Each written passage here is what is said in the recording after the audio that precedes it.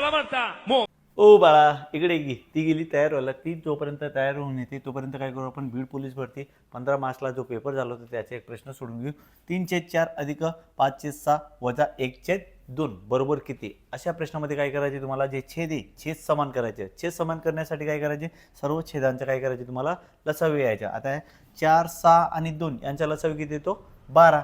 आता याला जर आपण 3 ने गुणलं तर 12 होणार आहे. परत 6ला जर आपण 2 ने गुणलं तर 12 होणार आहे.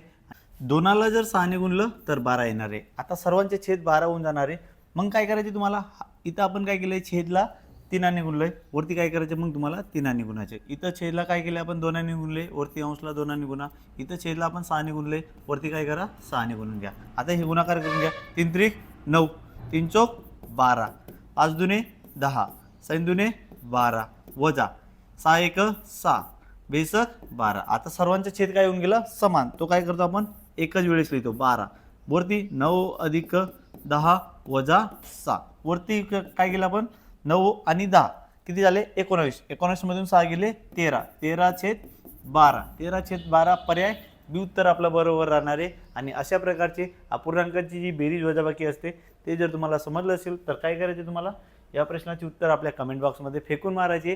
आणि अशाच व्हिडिओसाठी आपल्या Insta ID 3R maths academy MS ला तुम्हाला फॉलो करायचे. धन्यवाद. ती तयार होऊन आली बघा.